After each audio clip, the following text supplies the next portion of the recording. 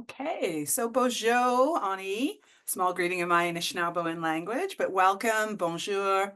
Thank you, miigwech, to all of you for joining us this afternoon and this what's cold, kind of this cold evening. So I do hope you're keeping warm. But thank you for joining us for the session of the UBC Dean's Community Engagement Series. My name is Jan Hare, and I'm really pleased to serve as the Dean of the UBC Faculty of Education. I am also a proud UBC alumni, having graduated from the Department of Educational Studies. I am a guest on these lands, being Anishinaabe from the Chaging First Nation. So my roots are in Northern Ontario. I would like to acknowledge that UBC Vancouver is situated on the traditional, ancestral, and unceded territories of the Musqueam people, and that UBC Okanagan is situated on the traditional, ancestral, and unceded territories of the Silks Okanagan Nation. And these lands have been always a place of learning for Indigenous peoples who, for millennia, have passed on their culture, their history, their traditions from one generation to the next on these sites.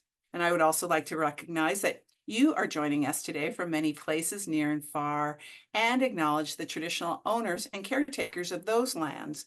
So if you'd like to learn more about which land that you reside, I recommend visiting the native-land.ca website. I think it's a fabulous website for learning about traditional territories and where you may be situated. So I believe Sarah's posting that in the chat. I also want to say thank you to our organizers for the opening. Well, we've been opening these series with I'm going to say a creative opening. And so tonight we celebrate Missy D, who is a local artist, bringing to us Yes Mama. And I'm going to say it brought back some reminders of my own family. And although I don't think I ever saw my mom dance. And so anyway, just sort of stood out for me as I was both listening and watching. So this series, this Dean's Community Engagement Series, is now in its fourth season, and it's really designed to showcase research and practice and engage in discussions around important priorities that are impacting on educators and schools today. And so the session explores for us how we as a community can support and empower young people to face the challenges and opportunities that lie ahead for them. And I'm really grateful that we can bring together the voices, perspectives, and experiences of educators, young people, scholars, and community to join us. And also to all of you who have come out to listen and learn this evening. So today's session, we will be focusing on the theme of cultivating Black flourishing in K-12 education. UBC, I just want to share a little bit of context here that UBC is a signatory to the Scarborough Charter, which is a historic pledge on the part of educational institutions to fight anti-Black racism and promote Black inclusion in higher education. More than 50 universities and colleges from across Canada have signed the Scarborough Charter, indicating commitments to move from rhetoric to meaningful action to address racism and inclusion. And so the Charter is shaped by principles and actions and commitments to form a framework guiding us in these commitments. In our own faculty, we've organized a Black faculty circle comprised of Black scholars to help us achieve our commitments to the Charter. And tonight, two of our leading scholars will be joining us this evening. Among the four overarching principles of the Scarborough Charter is Black flourishing. And this is a principle that is largely concerned with cultivating conditions in our educational institutions that ensure more Black people can thrive and be excellent. That is about ensuring Black well-being, belonging, connection, and community. And it is about taking up anti-racism and anti-oppression work as part of our collective responsibilities and addressing barriers and enabling the full human potential of all our community. But I'm going to say that we have much more work to do in our responsibilities to address racial disparities that exist in our educational systems, including our own Faculty of Education.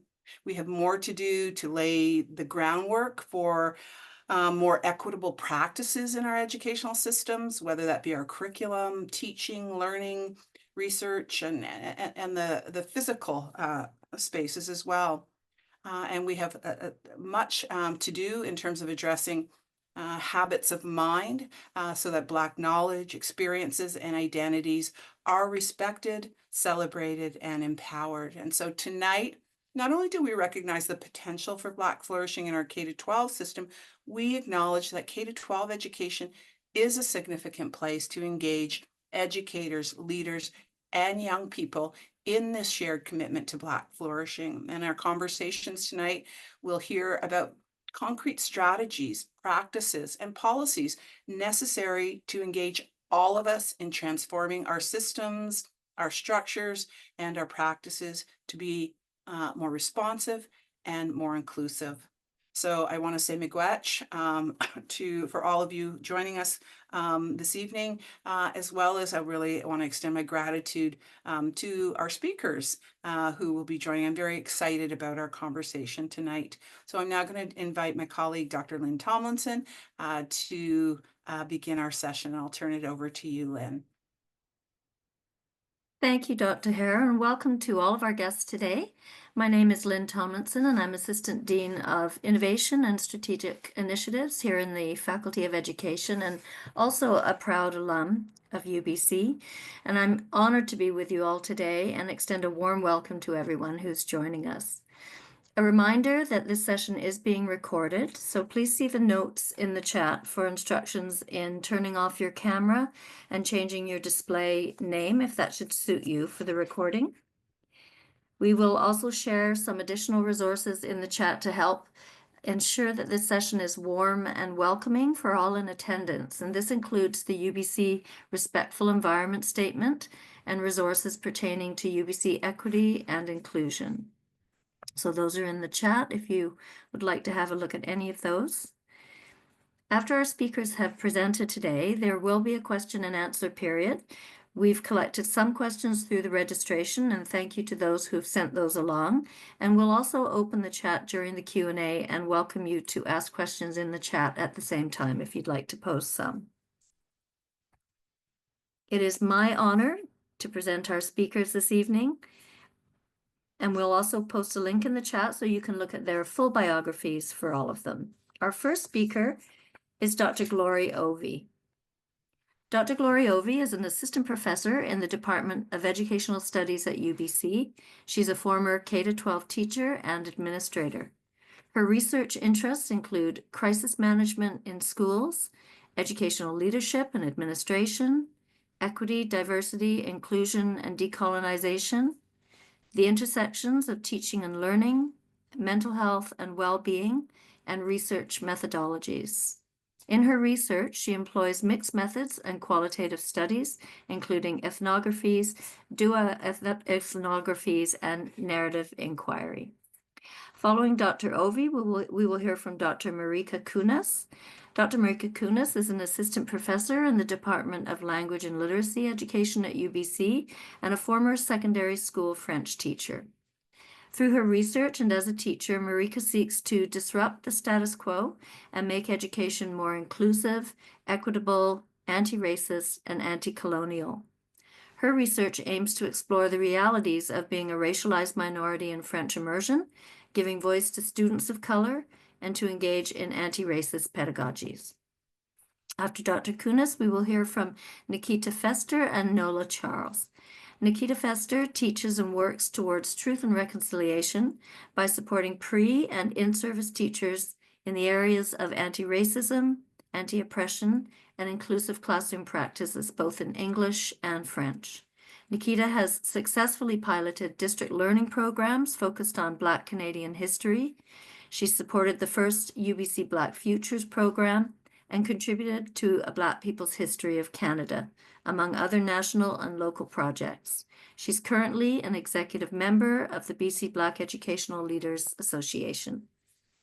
Nola Charles is a first-year art student at UBC. As a high school student, Nola played a key role in establishing the first mentorship program for Black students, fostering a sense of belonging and confidence. She's also contributed to the City of Vancouver's first anti-youth violence action plan and helped facilitate important dialogues, including the Educators Anti-Racism Summit. Nola serves as a youth mentor with the Students' Commission of Canada, offering guidance and encouragement to young people across the country. Thank you to our 4 speakers joining us today, and we will now start with Dr. Ovie. Thank you, Dr. Ovie. Thank you, Lynn. Thank you for the introduction, and thank you for the opportunity to be here this evening. I'm going to try to share my slides. Please just let me know what you can see.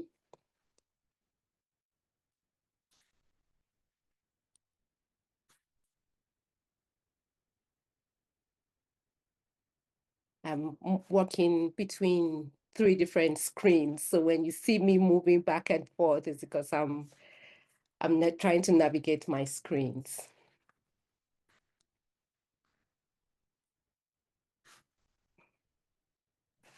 Okay, thank you. I am honored to have been invited this evening for this talk, and I really want to thank you for the introduction. I want to thank everyone for being here this evening. I'll be speaking from the perspective of supporting Black educators, and I'll also bring in some of my experiences working in this field. So here we go. As a Black educator, I've had the privilege of teaching in a teacher education program for several years now. It's been my joy to work with pre-service teachers and learn about their experience as I bring forth my own experiences. But one thing I've also observed is that oftentimes I'm usually the only Black person in the classroom.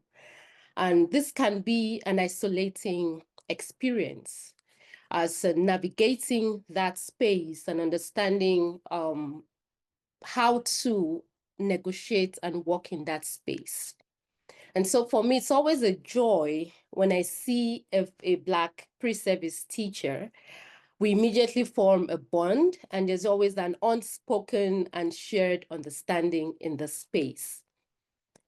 And when I think about this, and I think about the work that I do, the research that I'm doing, I find that it's because in teacher education programs, especially in Western Canada, we see fewer Black pre-service teachers pursuing a teaching degree. And that informs some of the work that I do because it weighs on me heavily when I think about the educational student outcomes for Black students.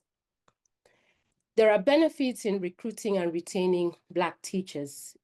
And one of those benefits include the fact that Black teachers understand Black students' perspective, and they also have a shared understanding and shared experiences. They're able to develop relationships. They serve as mentors. They inspire and motivate. And that leads to increased educational outcomes for Black students and also racialized students. However, despite these benefits, research points out that these teachers' experiences are varied across board. They experience racism and discrimination based on their racial identities, their accents, and their dress. There is a pressure to align and conform with existing structures and systems. There's also that pressure to be a team player and to align with their white majority peers to avoid negative stereotypes such as the angry Black woman trope. And when I think particularly about the angry Black woman, I always smile because I think about it. Sometimes, most often, conflict is not something that most people enjoy. There is also the feelings of ordering, where they feel ordered, feel marginalized, they feel undermined, they feel frustrated, and this leads to distress, loneliness, and anxiety. Because they are going through these experiences, oftentimes it results in a high turnover rate. as they leave the teaching profession. And this has a negative impact in the long run on students. And I think about my experience working in this field and the research that I'm doing. The research has just started, so I don't have a lot of findings to share right now. But I think when I think about the way forward and what we can do as a community, as a society, to place Black educators on that platform that they can actually flourish, they can succeed, and we can keep them in the teaching profession. I reflect and I say, how can we support Black educators to flourish? And I think about intentionality. That's the word for me. Intentionally dismantling and breaking down the structures in our educational systems that were not designed for Black educators. So it is so important to break down these barriers, to decolonize these structural and systemic and systemic barriers as well, and redesign our educational systems to be diverse and inclusive. I'm not saying that there is a magic fix to this, nor is there a simplified fix either. It's we as a community working together with intentionality to support Black flourishing for Black educators. And I will start with teacher ed programs because I work in one, and I've worked in several teacher ed programs for a number of years now. When I think about teacher ed programs, I see them as the foundation for preparing teachers. And I always think about how can we intentionally recruit more Black teachers? In what ways can we intentionally not just recruit, but retain these teachers? UBC has the EDI cohort, which is an excellent opportunity to recruit and retain teachers. The University of Ontario recently started a Black Futures Educators cohort as a way to also bridge the gap for Black educators. And I see this as one way to bridge this gap and to provide support for Black educators. I also see intentionality in creating coaching and mentorship opportunities between Black pre-service teachers and in-service teachers as a way to bridge that divide and that gap as well. This could be through intentional mentorships that serve as a way to support, to guide, to create a safe space for new teachers.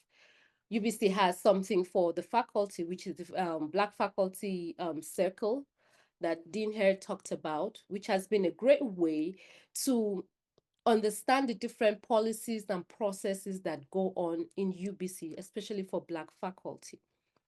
I would think about teacher ed programs as well. I think about how we are supporting our faculty advisors that go into the field who work with our pre-service teachers, and providing cultural responsive training for our faculty advisors in order to strengthen the work that they are doing, provide the support that they need. I always think about that there's a willingness to support, but how can we support always comes into question. What can we do? What are ways? What are strategies? How can we support these teachers to succeed? So one of this is providing cultural responsive training for faculty advisors. I also think about K-12 schools as teachers transition from teacher ed programs and they go into the school system. I think about how, and literature has talked about, researchers actually talked about the fact that having Black affinity groups for both Black educators and Black students helps bridge that isolation and that divide.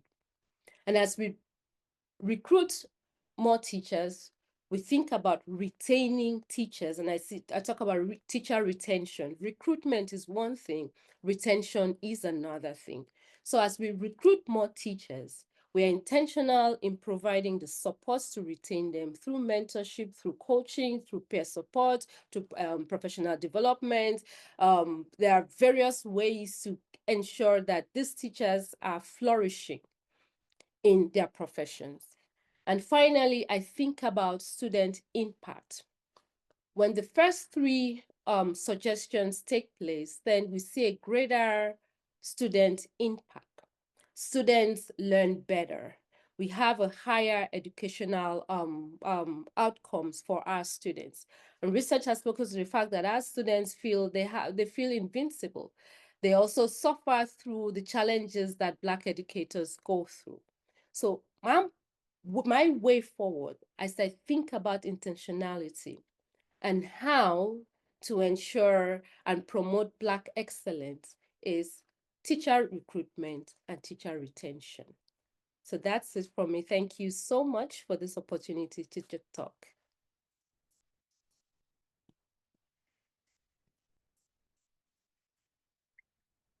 Thank you, Dr. Ovie. And now we will invite Dr. Kunnas. Thanks, Marika. Hello, you can hear me? Yes? Okay, great, sorry.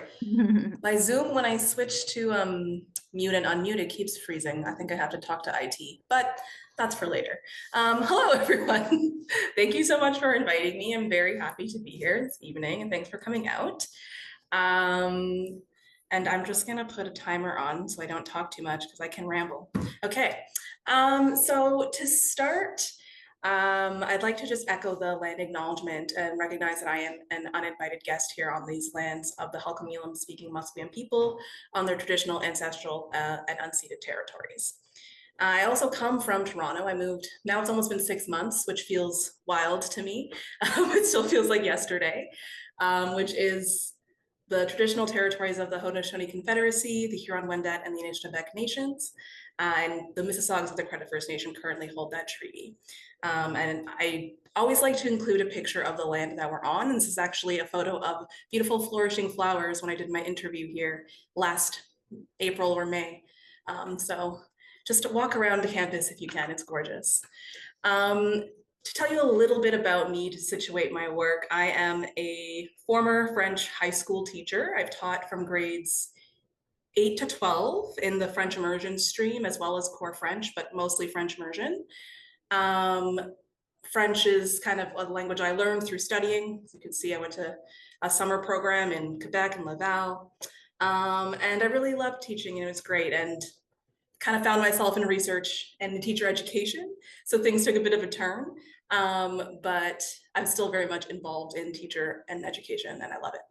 And so I wanted to talk today about how I helped foster Black flourishing as a teacher, and I'm hoping to continue to do as a teacher educator.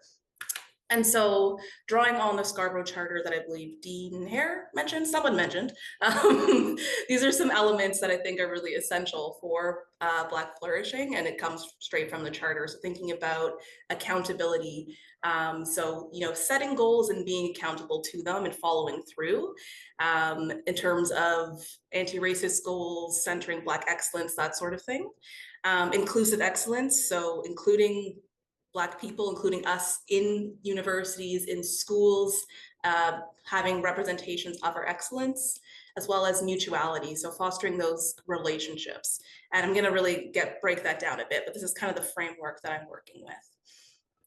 And so I kind of see it this way. There's 3 areas that I think of that we can use to address Black flourishing, or encourage Black flourishing rather. That being pedagogy within the school community, and then teacher education. So starting with pedagogy, this kind of is my outlook on everything. It always comes to me about centering the students first, and thinking about students as people and really fostering these meaningful relationships with students. And this will inherently encourage Black flourishing in our teaching because we're seeing students as people and we want to see them succeed. And it will also encourage flourishing for all students, right? If we're meeting them from that starting point, I think that's the key to me for all sort of critical oriented work, whether it be anti-racist or decolonial or feminist, what have you. It's all about seeing people as people first and fostering meaningful relationships to build from there. I really position myself within an anti-racist, decolonially informed orientation.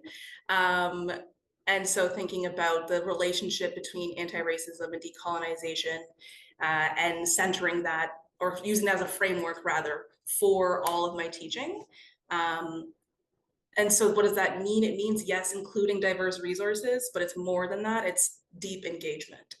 And so to critique myself, which is something that I do all the time, my teacher ed classes, I'm always like, let's look at a course that or a lesson that I did, and then they critique it. I'm like, yeah, that was a good process, because that's how we learn. This was my first year teaching ever. I did a little poster on our chalkboard. This was the day before the December holidays, and it says, "We celebrate" in French, and they all got a little sticky note and they wrote what they celebrated. And it was the very kind of classic surface level inclusion. Okay, we talk about a little bit about what you celebrate. There's no deeper conversation, and then we never bring it up again later. And in fact, I don't think we even talked about it. I think I just said, okay, put on your sticky note, and then we moved on.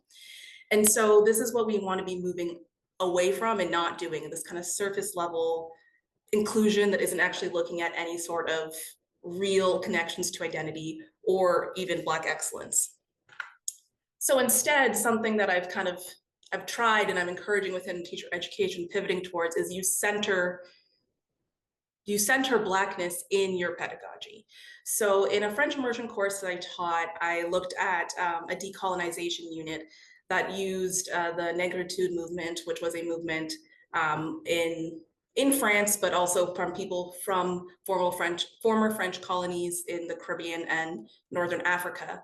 And it was a literary movement. And so basically with students, we explored themes around colonization, decolonization worldwide. We made connections to decolonization in Canada.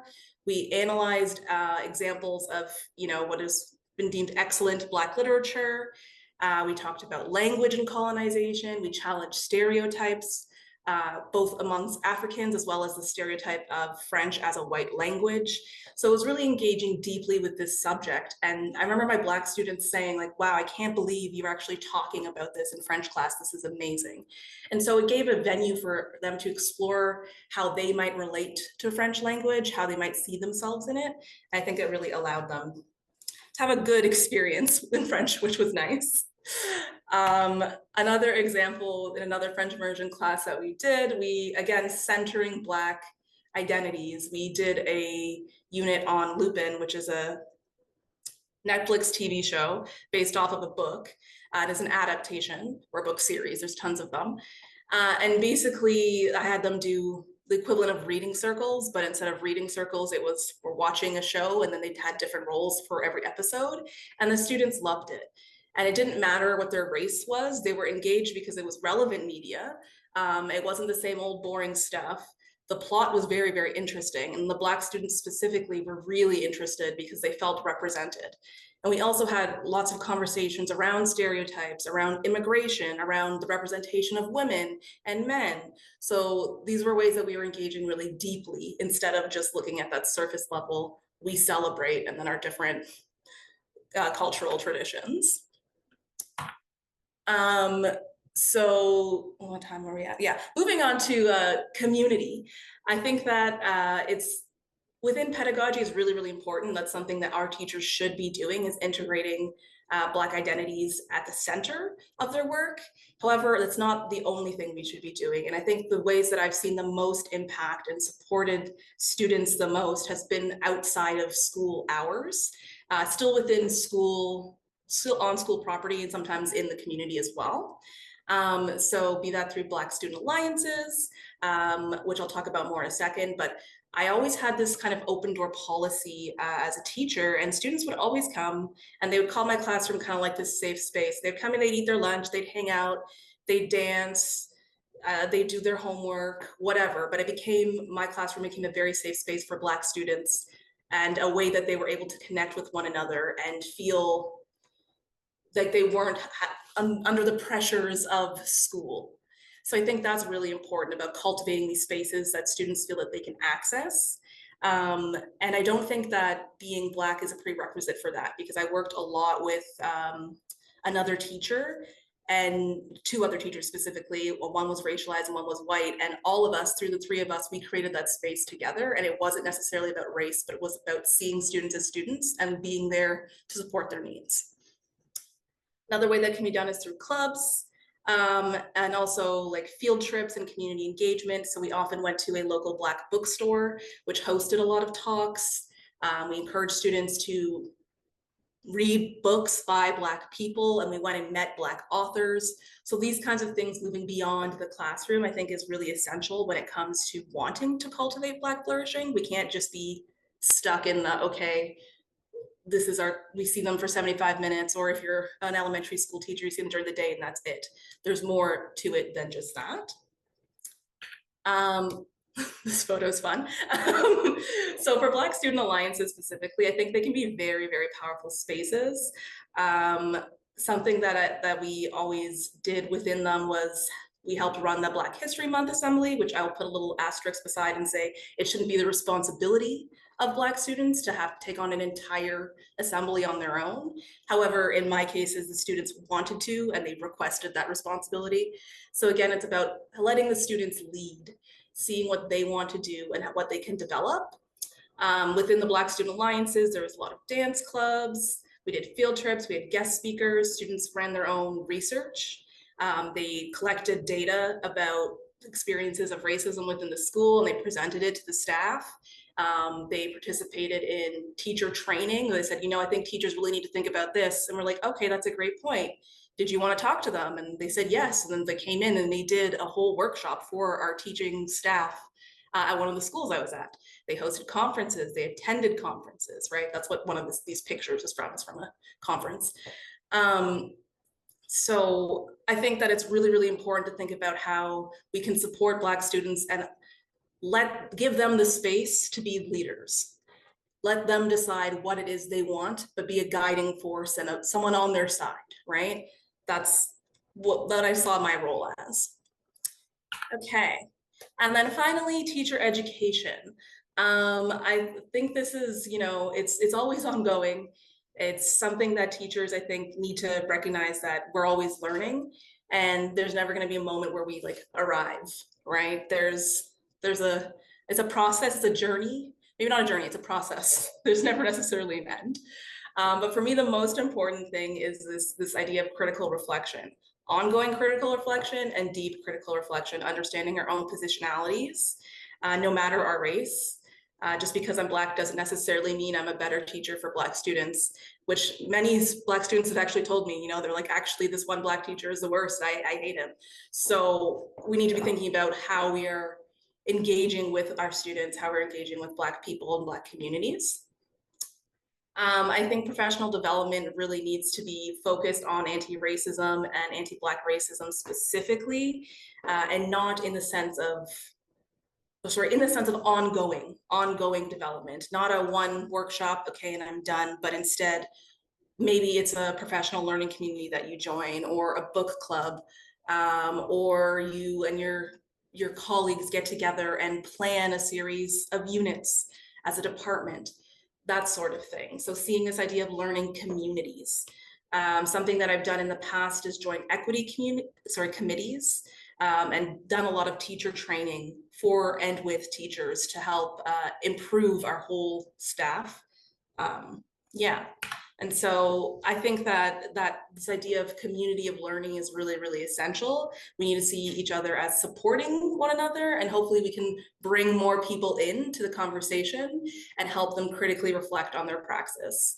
And this is a picture from a protest a few years ago, protesting Doug Ford's cuts to education with many of my colleagues. And we all were actually from the French department, and we all really engaged deeply with what it means to change the representations that we were seeing in class, specifically looking at the books we were teaching in French immersion in high school. So yeah, that's kind of the three things that I would say we should be looking at when we're thinking about cultivating Black flourishing within K-12 schools is, what are we teaching? How can we center Black identities and use it as an entry point to explore more? How are we engaging within the school community, both on the school premises and off? How are we supporting students and letting them be leaders in those conversations? And then teacher education, how are we creating communities of learning? How are we supporting one another? Because I don't think this is the kind of work that can be done alone. And yeah, I'll end there. I'm under time.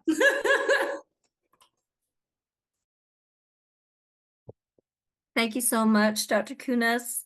And now we will turn it over to Nikitha Fester and Nola Charles. Perfect. Thank you. Nola, I can't see you, but are you there? I'm just trying to find her 1 second. I'm here. There we go. Fabulous. Yes. Okay, hi everyone. My name is Nikitha Fester, and I'd just like to acknowledge, as we've shared, we're joining, communing, and learning together from the ancestral and traditional lands of the Musqueam, Squamish, and Tsleil-Waututh people. I'd also like to acknowledge that the work that we're doing, that I've been doing, that I hope to continue doing as far as anti-racism and decolonization goes, I'm contributing to this body of work. Many folks have been doing this long before me. I especially like to acknowledge the Black women, the Indigenous women, the trans and queer folks who've been really leading the charge in this work. And it's on their shoulders that I'm continuing to do this. And I look forward to reaching back and helping those come forward and do the same as well, which leads me to be very, very proud to be here with Nola Charles, one of my former students. Nola, do you want to say a quick? Oh, yes. Hi, everyone. My name is Nola, and like Ms. Fester said, I am a past student. I'm a first-year UBC Arts student now, and yeah, I'm very excited to talk with you guys today. Yeah, so Nola and I will be sharing in a bit more of a conversational way, and hopefully we'll be able to share some strategies and techniques and initiatives that she and I have worked on together at our time working. Well, I was working in Vancouver and she was learning in Vancouver together. So we'll go through that together, and hopefully we will stay on time as well so we can engage in more of a community conversation too. So one of the things, or one of the aspects of my pedagogy that I find is very important, is holding students capable. And so when we are looking at, in particular, at our Black students, it's often a case of lowered expectations for Black learners. And that to me is a form of racism, when we're not expecting greatness, when we're not expecting them to achieve well, to aspire higher, that is very harmful. And so figuring out how we can tap into their genius, how we can support them and uplift them is something that is very critical to my practice. And so in my classroom, that looks like encouraging students to step up and take space. When I know that they're able to do something, I encourage them to take a chance to speak up, and I let them know that I know they can do it, right? So there's no getting away with, oh, madam, I'm not sure. I'm like, no, you know the answer. And it's okay if you want to make a choice to not step up. You have that opportunity, you have that authority as well, but they're aware that I know that they're capable of doing it. And it's so important to let them know that and be intentional about that, because our Black students don't get that reinforcement. They often are told that they're incapable, they're not good enough, they're not smart enough. And that messaging is repeated at home as well to their parents. Many times I've had parents cry during parent-teacher conferences because they've never had an educator say, your child is capable, they can do it, they can achieve, they need to make better choices, but it's not a question of them being unable to do so. So Nola, I'm wondering, maybe you can share with us, have you ever had a moment or have you had an experience where you felt a teacher believed in you or demonstrated that they believed in you, and how did that impact your perception of yourself and what you're capable of achieving? Yes, I've definitely had moments like that, thankfully. And I feel like I felt them kind of like later on through my senior years of high school. And it's it's motivating, and it's not just motivating in one of those ways where it's like, oh, I'm going to keep striving because of academic validation. But I think when you have your like efforts and strengths recognized and amplified, it's an amazing feeling. And I think students of color, especially Black students, their bare minimum is accepted and they're not pushed like, oh, I know you can do more. I know you can go further. I think they're just like, okay, this is what you give me and this is what I'm going to continue to get from you. And I think if we continue that narrative, then we're not going to see Black students strive more. Absolutely. Did you want to talk a little bit about representation and why that's important? Yes, for sure. Oh, I'm sorry. I think. Sorry, where's my thing? Representation is important. Yes, sorry. Basically, I was just talking about how, you know, being a Black student in Canada and especially in BC, and especially in Vancouver, it can be easy to not see yourself represented in the curriculum or in the staffing, and it can make you feel kind of isolated in the things that are different about you aren't seen as special or seen that, you know, it could be your strength. And I think I didn't really realize that and the importance of it until the creation of XBlock, which was the mentorship program for Black students started at the school that I went to. And yeah. And when you saw the students, like can you talk a little bit about your first experience with XBlock, what it was like seeing the other students there and how that kind of pushed you into maybe some leadership roles that you took on later on? Definitely. So with the creation of XBlock, I definitely saw a more importance in our school community when it comes to events like Black History Month or Black Excellence Day, because we actually had a body of students that cared more about curating mentorship and leadership. And within that, I saw not only students had that like mentor-mentee relationship, so it's more students, you know, phases you see within the school, but creating allyships with other teachers, you know, teachers of color or teachers not. Especially when Miss Fester left tech, I knew which ones that would give us space for lunch or give us space for a meeting or would help with community partners. It was also a way for us to like lead into our community engagement, which I know we're going to talk about a bit later. No, that's great. I think, Dr. Kunnas was mentioning the importance of representation in our pedagogical choices and what we're teaching in our classroom. And that for me is also very important. How are we elevating Black voice? How are we elevating Indigenous voice, queer voice, and all of those other voices that are otherwise silenced or erased in our classrooms? And for me, it's equally important to increase representation within the school community because Black students need to see other Black students thriving and stepping up into leadership and taking things on. And one of my most cherished moments with XBlock during its first year, I had one of the senior students was applying to be valedictorian. And so we were working on that process together. And there, Nola was in the classroom. There's another grade 9 student in the classroom. And the grade 9 student asked, me, Madam Fester, what's a valedictorian? What does that mean? Da da da da da. And I explained what it was. And he said, oh, okay, cool, and we moved on. 2 weeks later, the student who was applying was nominated as valedictorian for her class. And so she's telling us in XBlock, and Nola's again still there. And this young Black student is hearing this and he goes, yes, one day I can be valedictorian. It's like, yes, of course you can, because you are seeing other students who look like you step up, take that risk and accomplish it. And because you're seeing them achieve it, you recognize that it's possible for yourself.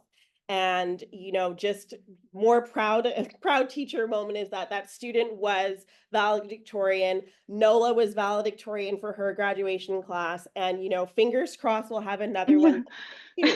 But it is that representation. Students need to see each other flourishing and stepping into their genius, into their intellect, and being known for that, and not being known as the class clown and the one who's, oh, well, they're good at sports, or, oh, well, they're always late. No, that's not the currency. Our students are well-rounded, whole people who come with a plethora of skills that they can contribute, and they all need to learn and feed off each other from that.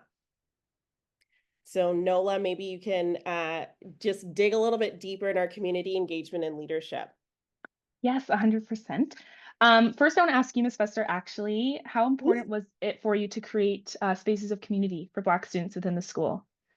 It was very important, primarily because being the only Black educator on staff, I'm seeing a lot and recognizing a lot of what non-Black educators are not hearing, understanding, witnessing the nuances of.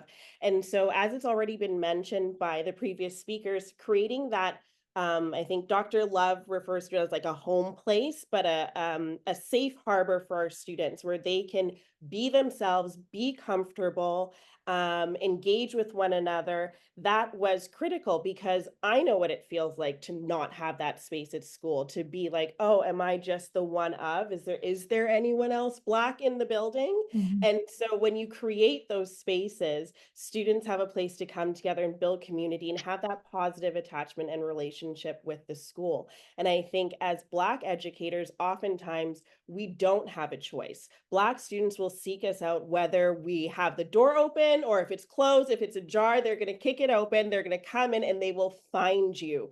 Even if you are, supply teaching or you're called in as a TTOC, the kids see you, they're like, oh, there's a Black educator in the building and they're going to try and build those connections. So once that happens, how do you take advantage of that to create that space where they know, yeah, it's okay. And now that you're here, is there things that we want to do? Is there a project that we want to take on? All of the initiatives that I started as the educator was from students, was from you letting me know, hey, could we do this? From other students saying, Madam, what about this? And then just rolling with it. So very important to create that space. And then as you're doing that, allowing students to develop those critical leadership skills that they will carry with them beyond their high school experience. And so, Nola, I'll throw it over to you. Is there any more ways that we could improve our community engagement and support Black students in taking advantage of those spaces? Yes, I do think so. And I think the most important thing is to let student voice lead. Of course, support students as much as you can, and it can't only be, the students of color and the staff of color doing all the work. But I think from my experience, from what I've seen, even now being at university and still knowing what's going on at my school, I think the things that are done the best is from student creativity, and that's where it started. And I think if we, can make school as safe and inclusive as we can, that's when students will want to join an initiative or start their own. And they won't if they don't feel like they have a community to, be a part of. But I think having students lead thing is the best because younger students will want to join, just be better, I think. And lastly, could you maybe talk about how that can impact a student's sense of belonging or how that impacted your sense of belonging to the school? For sure. I think for myself, from the start of joining XBlock, which is around end of grade 9, grade 10 to senior year, I definitely developed and expanded much better with my leadership and mentorship skills. But I think when you can walk around the halls and have a safe space, whether they be a couple years younger, a couple years older, that makes all the difference. You can go to school and know there will be someone, there will be a teacher, there will be a student who I can go to, if something is going on, whether that be academic support, emotional support, we know here in BC, especially, the ratio for counselors to students is not the greatest. So school isn't always the safest place. And I think for a sense of belonging, we just need to hear what students need and their supports and try to have as much initiatives like XBlock. Mm-hmm. So lastly, I feel that all of this is important. Fostering and encouraging, empowering our Black learners is critical because this is our next generation of leaders. And that's for all of our students. We are creating or hopefully creating folks who will go out into community and be engaged. We are sitting in a precipice where a lot of things need creative solutions. A lot of problems in the world need some dedicated thinkers, some passionate thinkers. And so how are we inspiring our students to do that? How are we encouraging them to step up, to trust that they have the skill set and the ability to go out and be those agents of change? That's what we're hoping to foster when we create our Black F&D spaces, when we're centering Black voice and increasing representation, so they know they have it within themselves. And if they don't have it within themselves, they know who they can ask to learn how to build, create, and foster those skills. Anything else you want to add, Nola? No, I think all I want to say is I think the most important thing should be support Black students as much as we can because they know what they need. They just need the space to say it. Thank you, Amen. guys. Thank you.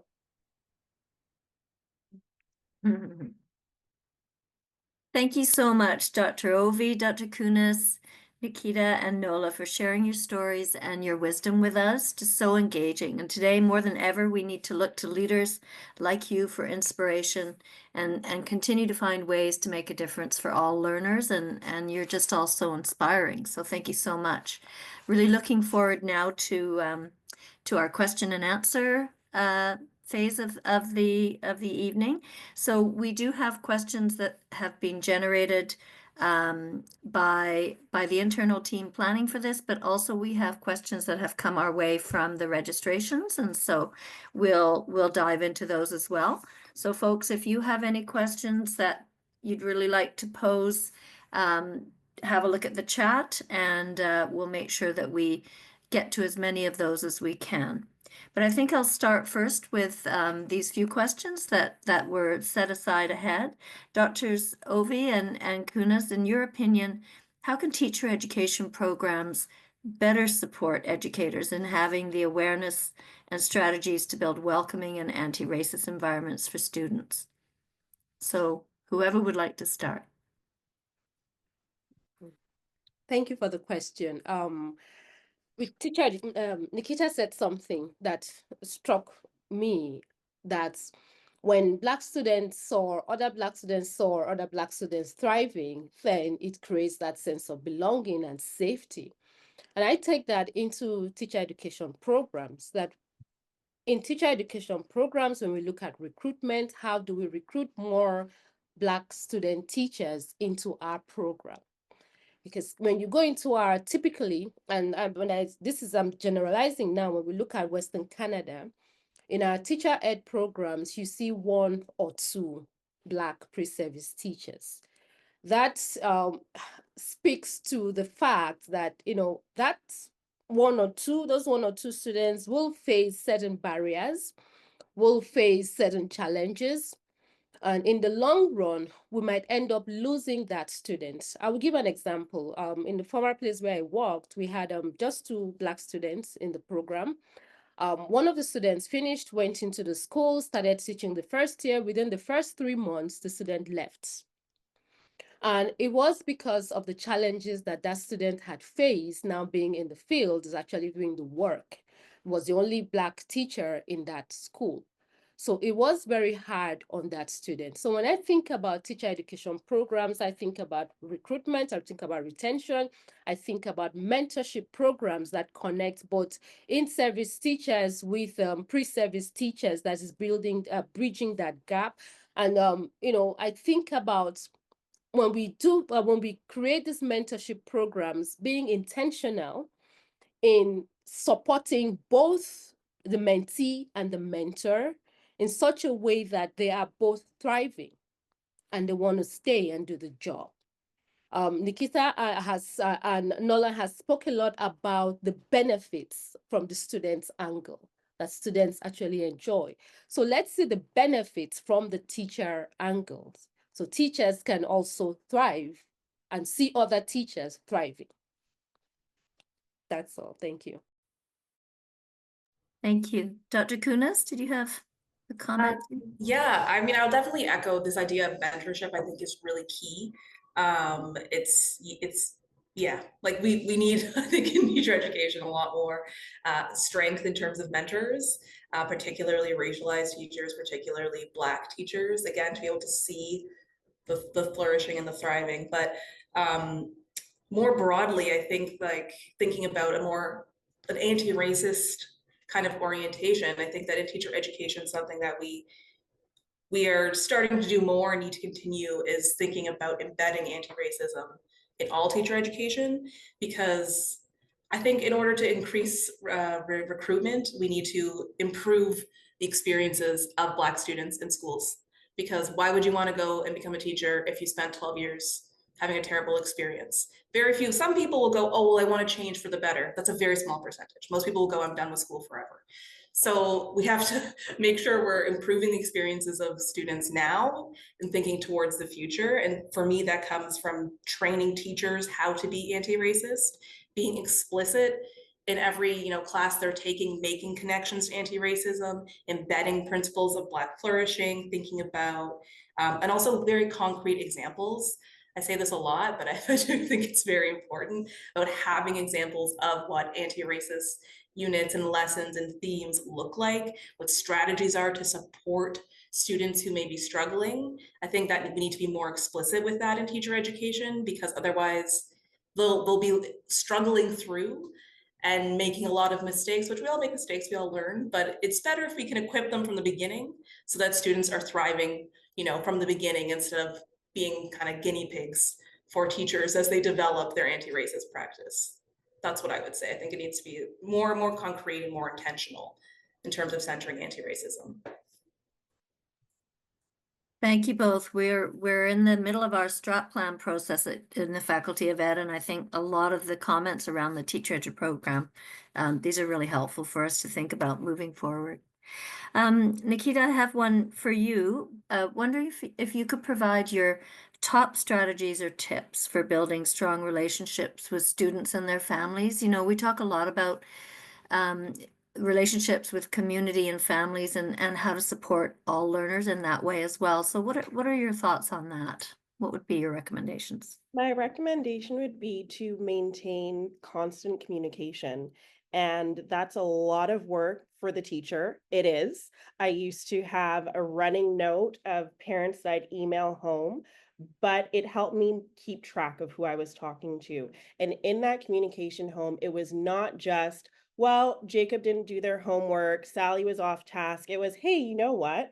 Jacob gave a really good answer today. It really demonstrated that he understood the concepts. I was really proud to see him raise his hand and offer his ideas. And so communicating with the parents in times of success and when you need to support their learning at home, I think is critical, because it lets the parent know and it lets the child know that you see them for all that they're capable of and where they're still reaching and stretching towards.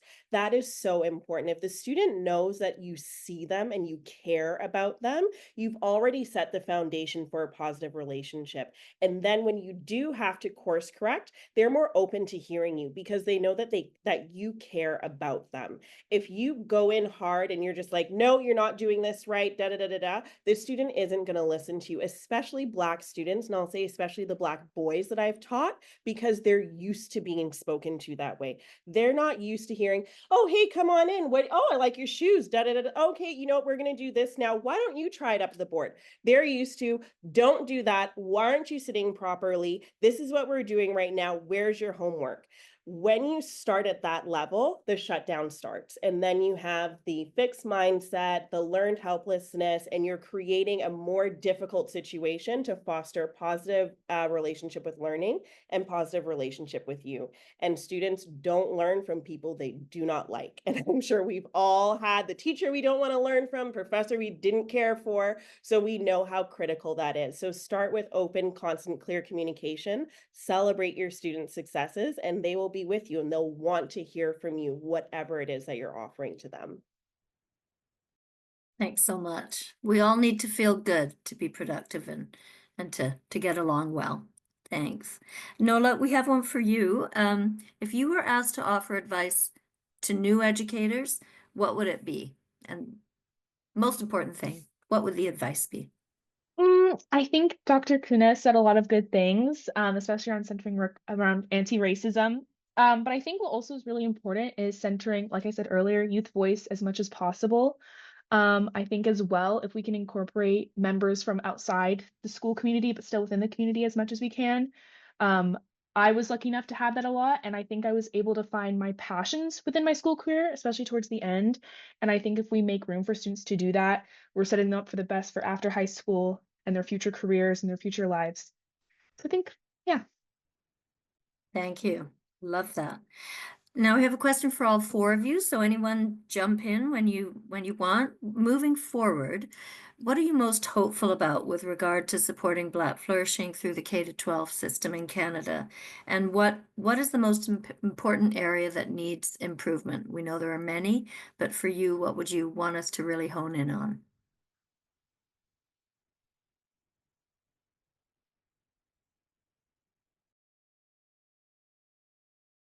I can start. I'll just start with hopeful. I need to think about improvements because maybe there's too many. I was taking notes before and I was like, I don't know.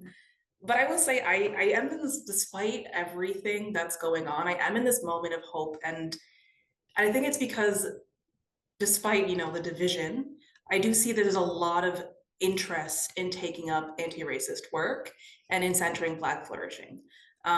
Even like with my students that I'm teaching right now, we were literally talking about this today in class, and they were all like very engaged, very interested, and very much willing to learn about how to center Black identities within French classes. So I think that that's very exciting for me, that there is a lot of the teachers seem to be pretty open, which is the prerequisite for learning, is being open, right? So I think there's an openness. I also think right now what gives me a lot of hope is there's a lot of resources that are available, and a lot are free. So it allows people to learn kind of at their own pace, to find things that are specific and useful for their context. And I think that there's a lot of work coming out from researchers and activists and scholars and educators who are broadly sharing all of these things together. And so it gives me a lot of hope that change can happen and change will happen, and people are doing it, and people are open to doing it. So yeah, I'll end there. I am hopeful when I think about think about representation in our teacher ed programs. I'm hopeful that would have increased representation, having more Black pre-service teachers in our program, and that leads to more Black teachers in our school systems. And I'm also glad that we are having this conversation. There is, I've noticed that over the years, there's the willingness and, like Marika said, the openness to learn, to lean in. I always like that phrase, to lean in and learn. There's been more of that in the past few years, to lean in and to learn and to hear the voices of Black educators, their experiences and what they're going through, which in turn would influence policies going forward. I think about the Scarborough Charter and the work that has been done there. So I'm really hopeful that moving from discussions and conversations, going into policies and going into implementation, and actually having concrete work done in this area will continue to happen. And echo what has been shared already by my colleagues on the panel. I am very hopeful. I mean, 10 years ago, 12 years ago, when I started in the B.Ed program, I had one professor who looked like me. Now there's several professors who are in the faculty who look like me. One professor who I don't even know how I would have reacted if I walked into Dr. Kunnas's class to find out there's a Black woman who's teaching French immersion, who's my professor. That would have been a game changer for me. And so to know that these incremental changes are happening, to know that we're prioritizing empowering Black students and Black voice and the experiences of racialized students, to be here on a panel with one of my former students who maybe potentially, hopefully, is also considering going into education. Like, this to me is proof that we are doing the work of dismantling and rebuilding the system so that it works for us. So I am very hopeful to witness this right now.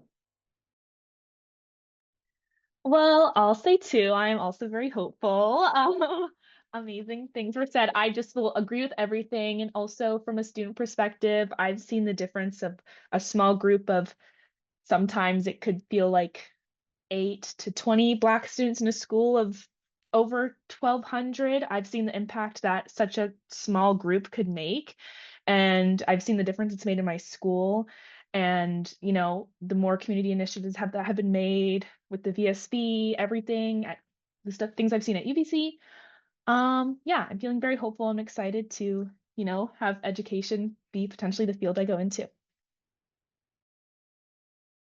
It's so great to hear you thinking that way, Nola. It's exciting for all of us, as we said before this gathering. Nikitha, we have a question for you. In your role as an educator, how would you recommend that educators shift their perspectives around Black students and subjects like Black history in particular? That's a great question. I think that a lot of folks have a tendency to lean into what can be harmful in the curriculum. So I'll give an example. When I first started teaching, I needed to teach on Indigenous history and settler relations in Canada. It was very easy to access content that related to residential schools and the 60s scoop. And that is very harmful. I'm teaching the history of Canada, and it's very important to know that, but that's also not where the story starts, and that's not where the story ends. And so when we're teaching about Black voices, Black history, Black Canadian history, we also need to be mindful of what content we're selecting to teach our students. How are we elevating and empowering and situating Black folks in their agency and not in their victimhood? So for example, when I taught on the transatlantic slave trade, I looked at it through an Afrofuturism lens to situate that time frame within a situation of agency, to let students know there are folks who resisted, who rebelled, who did not accept that their situation in life as is. They actively fought against it. So how are we looking to reinforce that narrative of being an agent of change, of having control of your destiny, and to look for the joy? There's a lot of joy to be had. There's a lot of happiness that occurred, that is occurring, and we need to lean into that as much as we're leaning into the harmful. So how can we partner the critical with the joyful? That is so important for our students to elevate, and that's for any subject matter that we're teaching, not just Black histories, so that we're not harming our students with our curricular choices. Thanks, Nikitha. So important. Nola, we have one here for you. What recommendations do you have for high schoolers and or educators who are looking to make a difference? What would you like to say to them? It's kind of hard because sometimes I feel like I was in high school just yesterday, but I know this is kind of cheesy and it's hard because when I get told this, I'm like, it's more difficult said than done. But to really believe in yourself, I know that there are people who are willing to help you within this school. It can really feel like there's not. But to lean on the ones that you have with school community. For educators, I'd say, make resources known for students. I feel like it didn't take me till senior year to realize, wait, there's actually like quite a bit of accessible resources for students and for young people, but I would never know this if I wasn't put in like positions to find out. And I feel like if we can just be advocates for all students, not just ones like Miss Fester has said that always raise their hands or that are always like active in the school community. So that's what I would say. Thanks, Nola. Interesting point that we may not actually be making sure everybody knows what's available if it's already there. So great reminder. A question for all four of you. How would cultivating Black flourishing in K-12 education be similar or different for different groups of Black students? For example, Afro-Canadian, Afro-Caribbean, African-American. What would the differences be or similarities?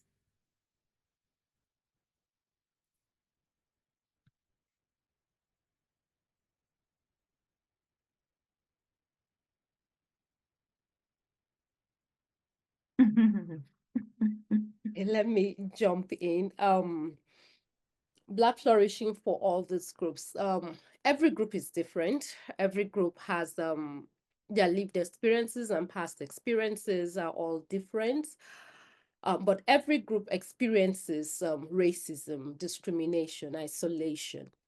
So my suggestion would be understanding that in as much as every group is different, but let's collectively look at the challenges that we are facing collectively as a group, and tackle those challenges as we identify the different nuances for each of these groups and tackle, and I use the word tackle, it's not the right word, but that's the word that comes to mind right now.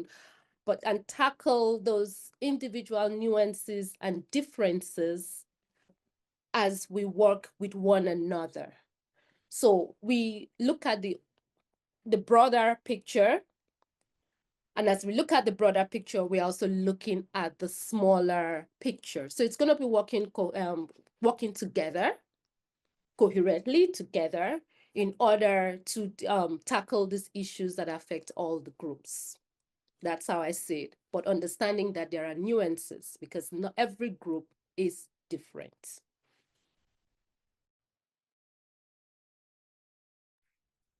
And just to echo what Glory's saying, I think that it's really important to have those conversations, very openly and honestly, and recognizing that, yes, we might all be Black people, we're all coming from different places, we all have different histories. And in embedding that in, right? Understanding that Black identity is not one thing, it's many, and maybe thinking about shifting towards identities or Black flourishings. I'm trying to think of where the S would fall, but you get it, like that idea of it's not one but multiple, and always celebrating that and still working again in coalition across our differences, I think is what should be emphasized.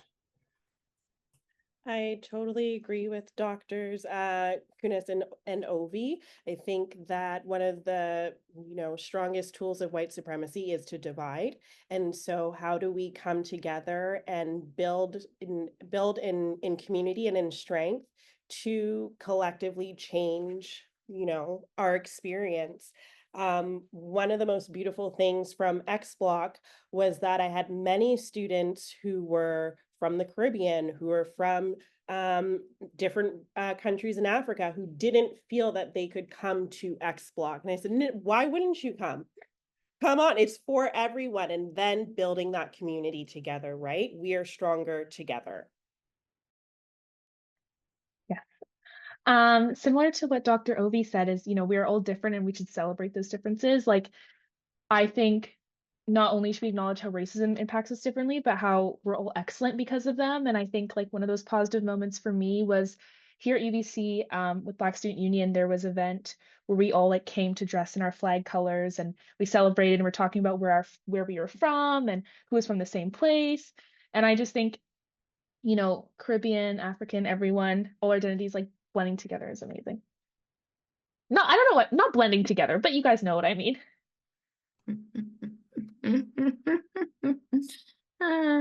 Thanks, Nola. I have a question in the chat, Dr. Ovie, for you. What advice do you have for teacher leaders or school leaders to promote Black flourishing? So thinking about the leadership side of it. Thank you for that question. So teacher leadership is a very complex, being a leader is complex in itself, and being a principal or a vice principal is complex. But for leaders, because you are leading your organization, I would recommend cultural practices. That's cultural relevant practices. Now, getting to know the students that you have, relationships is important, and building those relationships, building trust, building safety, and look at psychological safety. If a student or a teacher says this, I feel that this has happened to me, it's believing that Black teacher, because more often than not, they've had that experience and are struggling to make sense of the experience that they've had. And when I talk about the experience, it could have been a microaggression, it could have been a discriminative act, whatever it is. More often than not, that teacher or that student is struggling and trying to figure out, did this just happen? Did this just happen? So there is all that going on. And if that comes to your table as a teacher, as the leader, then it's believe that whatever this person has said has actually happened. So building relationships is important. Getting to know, if it's your staff, if it's the teachers, getting to know the teachers that you work with, because every teacher comes in with a different experience, and every teacher comes in with their past experiences. So when we talk about the invisible bag or knapsack or a backpack, everybody comes to the table with that backpack. So as the leader, it's important that you understand the community that you work in. You have your priorities as to how to work with this community and create a safe environment for the teachers and the students that you work with. So I hope that answers that question. Yes, thanks, Dr. Ovie. A question for Dr. Kunnas. What do places like UBC, post-secondary universities, and institutions need to know and understand or do better relative to supporting Black students who wish to pursue higher education in being successful transitioning from high school to higher ed? That's a great question. Thank you. I mean, yeah, this is a bit glib, but for one, money, providing grants, providing scholarships. I can't understate how in a capitalist society helpful that is, right? Especially somewhere like Vancouver, attending university is very expensive. So providing those financial opportunities, I think, are one, tangible way that can really, really support Black students in their transition to higher ed, and not making it a scholarship that's ridiculously hard to maintain, where it's like you have to have a 90% average, you have to have 6 different extracurriculars, but making it a way that you can still engage and be human and learn instead of being pushed to the edge. I think that's one way. As we were talking about earlier, this idea of mentorship, I think, is key. It's something that I've been really thinking about a lot as well, and having Black students set up with maybe other Black students or faculty or instructors to be there to help with that transition, especially in the beginning, talking about practical things to do and know, and having the ability to have honest conversations if something happens, like something racist happens and you don't know what to do and you're feeling alone, knowing that you'll have someone that you can who has some institutional knowledge who can help you, I think would be very helpful. And I think also it goes to what we've all kind of been saying, is centering the students and what they need. So even doing like an intake type survey of like, what would you like to see? What would help support you? Because I can't speak to everyone, I don't know, right? But they might want things to help with academic concerns. They might have things that have to do with developing social relationships. They might have things that have to do with, I don't know, mental health, right? So polling the students to hear what they want and then being responsive to those needs and providing the resources, as Nola was saying, so they know that they exist, because a lot of these things already exist. But if you don't know how to navigate the system, which not saying Black people don't, but they might not know, right? And we can't assume, we can't take for granted that people know. We have to be providing those resources. So even having like a welcome day or a welcome morning, a welcome afternoon, that's something that the institution could very easily provide and help with that transition, I think. Yeah. It's a great idea. Thanks, Dr. Kunnas. Last question for all of you. What is a word or concept that is resonating for you in your practices of cultivating Black flourishing?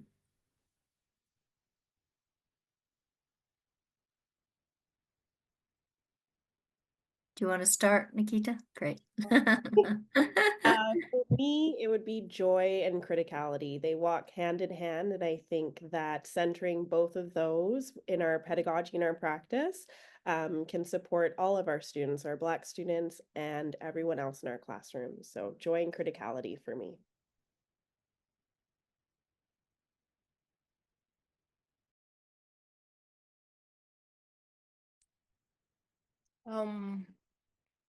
I think about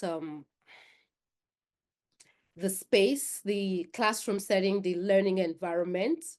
And I'm thinking about the word that comes to me is, not just that their Black educators and students are flourishing, but there's Black excellence happening. So both are happening hand in hand, which leads to higher outcomes in terms of mental health and well-being for these two groups. So that's what comes to mind. I think for me, I'd say growth.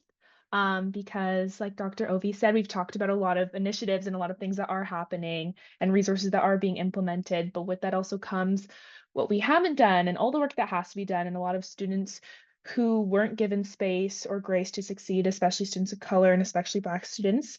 So I think growth, we're leading to a place of growth. I think for me, the word that's really standing out is this idea of care. And we all kind of touched on it throughout this evening. And I think, yeah, just really caring for students, caring for the relationships we have with students and Black people and Black communities, and centering this idea of care within this work, I think is essential. And when you have that caring relationship, as we said, I feel like that's when you can grow, that's when you can learn, that's when you can flourish. But if we're not centering care, I don't know, I don't see it. It's almost like a prerequisite for flourishing for me. That's what I would say.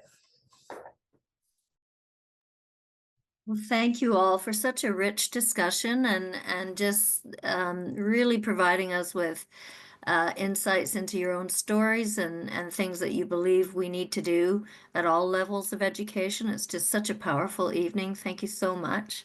I really enjoyed moderating. It's always lovely for me to have this opportunity to chat with people. I'd like to bring back Dr. Jan Hare, and she will finish up the evening. So thank you all very much. Take care. Yeah. Okay, well, miigwech. Miigwech, thank you, Lynn, for that moderation, but I'll thank you all to our speakers and our guests here today. I just think we can all appreciate tonight the messages, and I'm going to say directives too, of what Dr. Ovie called the way forward. So I appreciate starting us out with that.